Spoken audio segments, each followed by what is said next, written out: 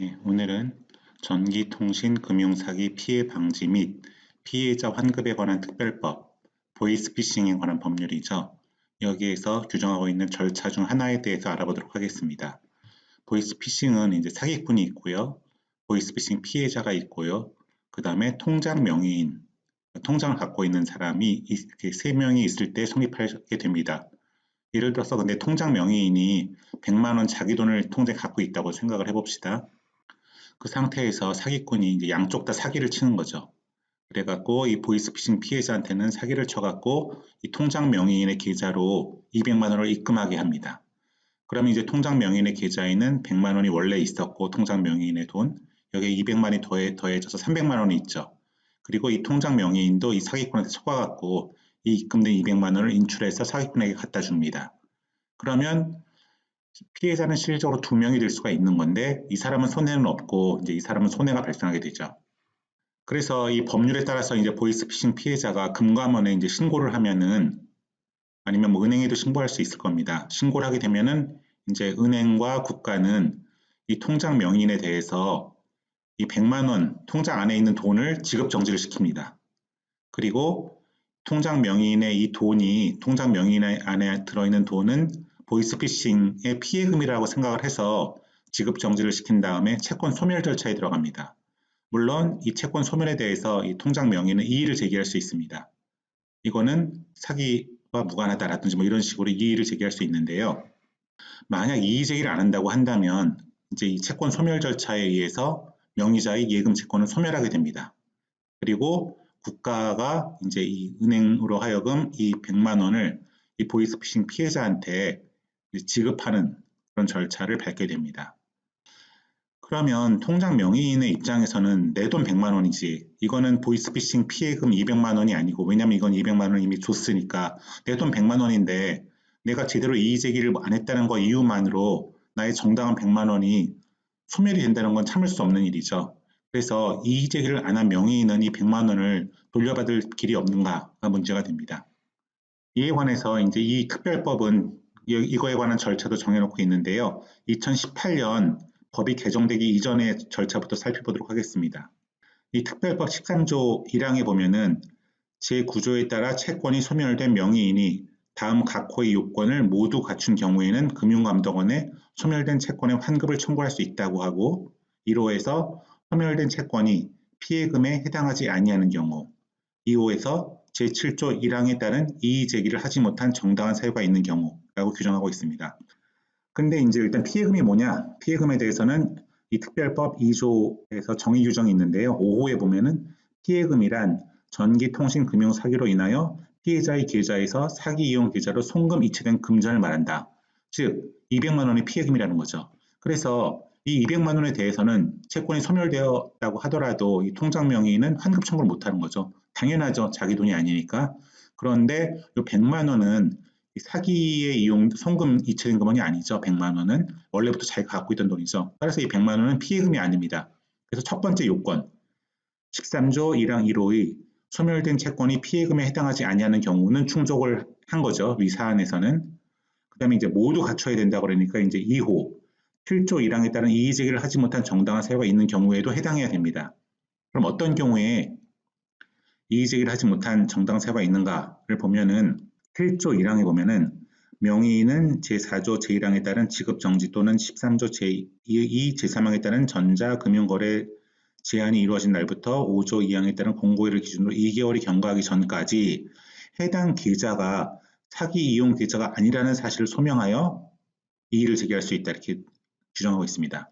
즉 자기가 갖고 있던 그 통장 이 계좌가 사기 이용 계좌가 아니라는 것을 증명해야지 정당하게 이의를 할 수가 있습니다. 근데 그럼 사기 이용 계좌가 뭐냐? 역시 이 특별법 2조 4호에서 정의 규정을 두고 있는데요. 사기 이용 계좌란 피해자의 자금이 송금 이체된 계좌 및 해당 계좌로부터 자금이 이전에 이용된 계좌를 말한다. 이 계좌는 이 통장 명의인의 계좌는 이 사기 피해에 사용된 계좌죠. 당연히 사기 이용 계좌입니다. 따라서 이 사람, 이 통장 명의인은 해당 계좌가 사기 이용 계좌가 아니라는 걸 소명해야 되는데 사기 이용 계좌이기 때문에 이의 제기를 할 수가 없는 거죠. 정당하게. 사기 이용 계좌잖아요. 이 사람은 이의제기를 해봤자 받아들여지지 않을 것이 너무너무 뻔한 거기 때문에 이의제기를 하지 않았다고 하더라도 이 사람 입장에서는 정당한 사유가 있다고 볼 수밖에 없습니다. 요 구법 13조에 의하면은 금융감독원은 이 100만 원은 이 통장 명의인에게 환급을 해줘야 될 겁니다. 요 법이 근데 이제 개정이 됐어요. 이 빨간색으로 이제 표시한 거는 구법이고요. 신법에서는 어떻게 됐느냐? 13조에 보면은 1항에 보면은 구조에 따라 채권이 소멸된 명의인이 다음 각 호의 요건을 모두 갖춘 경우에는 금융감독원에 소멸된 채권의 환급을 청구할 수 있다. 비슷하죠? 그리고 1호에 보면은 제7조 제1항 제1호 또는 제2호에 해당하는 경우, 그리고 2호에 보면은 7조 1항에 따른 이의제기를 하지 못한 정당한 사유가 있는 경우 해서 둘이 비슷한데, 요 7조에 보면은 1항에 보면은 명의인은 다음 각 호의 어느 하나에 해당하는 경우에는 이제 또는이라는 거죠. and가 아니고 or라는 거죠. 사조인에 따른 어쩌고 저쩌고 해서 이의를 제기할 수 있다라고 하고, 1호는 해당 계좌가 사기 이용 계좌가 아니라는 사실을 소명하는 경우라고 해서 똑같습니다. 내용은 예전에 해당 계좌가 사기 이용 계좌가 아니라는 사실을 소명하는 경우라고 해서 옛날 국법에 있던 내용이죠. 그래서 요거는 이제 1호는 똑같은데 2호가 추가됐습니다. 2호가 추가됐는데요. 제9조에 따라 소멸될 채권이 전부 또는 일부를 명의인이 재화 또는 용역의 공급에 대한 대가로 받았거나 그 밖에 정당한 권한에 의하여 취득한 것임을 객관적인 자료로 소명하는 경우라고 해서 이 100만 원이 정당한 통장 명의인의 정당한 돈이다라는 것을 소명하는 경우에는 이의제기를 할 수가 있고, 이 이의제기를 하면은 이 채권 소멸 절차가 진행되지 않는다라는 식으로 개정이 됐습니다. 따라서 이의제기 사유는 이제 늘어난 거죠. 명의인이 이의제기를 정당하게 할 수 있는 경우 늘어났죠. 근데 환급 사유는 13조 1항 2호에서 이의제기를 하지 못한 정당한 사유가 있는 경우라고 돼 있죠. 그래서 국법에서는 사기 이용 계좌이기만 하면 이의제기를 할 수가 없었어요. 이의제기를 해봤자 받아들여지지 않을 거기 때문에 정당한 사유가 인정될 여지가 꽤 컸어요. 근데 이제 요 7조 1항 2호가 적용됨으로 인해서 이의제기를 할 수 있는 영역이 확대됐기 때문에 역으로 이의제기를 하지 못한 정당한 사유가 있는 경우는 줄어들게 되는 거죠. 왜냐하면 이런 내 돈이라는 거를 증명해갖고 이의제기를 해야 되는데 이의제기를 안 했다고 한다면 채권이 소멸되는 것이 정당하게 되고 따라서 환급 청구를 할 수 없게 된 겁니다. 전체적인 개정 방향은 올바르게 된 것 같아요. 왜냐하면 국법에서는 요 2호에 해당되는 경우에도 이의제기를 할 수 없었기 때문에 이의제기를 불가능한 경우, 즉 환급을 해줘야 되는 경우가 굉장히 넓었거든요. 근데 신법이 개정됨으로 인해서 이제 이의제기를 할 수 있는 경우가 늘어났고요. 역으로 환급 청구를 할 수 있는 경우는 줄어들었죠.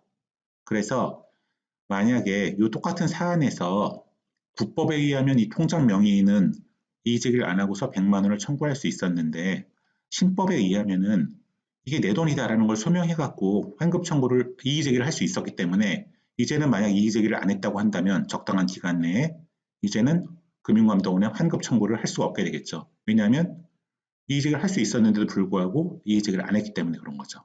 따라서 개정 전에법은 이의제기를 할 수 있는 경우가 굉장히 좁았고 대신 환급 청구를 할 수 있는 경우가 넓었다고 한다면 개정법에 의해서는 이의제기를 할 수 있는 사유는 넓어지고 환급 청구를 할 수 있는 경우는 줄어들었다라고 볼 수 있겠습니다. 오늘은 통장 명의인이 이 전기통신 금융사기 피해 및 피해자 환급에 관한 특별법에 따라서 자기 통장에서 소멸돼 버린 자기의 돈을 금융감독원에 환급 청구할 수 있는 요건이 뭔지에 관하여 살펴보았습니다.